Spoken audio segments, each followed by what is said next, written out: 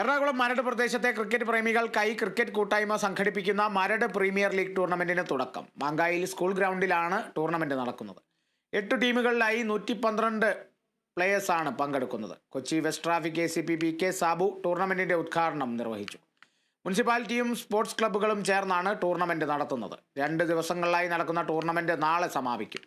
K Babu MLA വിജയികൾക്കുള്ള സമ്മാനദാനം നിർവഹിക്കും. ഇത് 4ാം തവണയാണ് ഈ ടൂർണമെന്റ് ഇപ്പോൾ ഇവിടെ സംഘടിപ്പിക്കുന്നത്.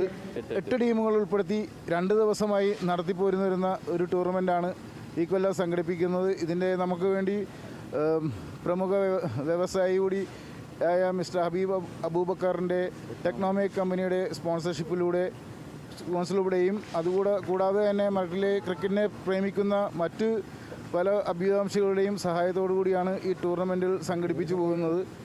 വ്യത്യസ്ത ക്ലബ്ബുകളിലുള്ള കളിക്കാരുണ്ടെങ്കിൽ പോലും എല്ലാവരും ഒരൊറ്റയായി തന്നെ ടൂർണമെൻറ്റിൽ സംഘടിപ്പിക്കാനും അതുപോലെ തന്നെ എല്ലാ രീതിയിലും ഇത് വിജയിപ്പിക്കാൻ വേണ്ടിയുള്ള ശ്രമങ്ങൾ കൊല്ലങ്ങളായി നടത്തുന്നുണ്ട്. അതേപോലെ തന്നെ എന്നെപ്പോലെയുള്ള മുൻ ക്രിക്കറ്റ് കളിക്കാരും ഇതിനോട് ഒപ്പം ഉത്സാഹത്തോടെ പങ്കുചേരുകയാണ്.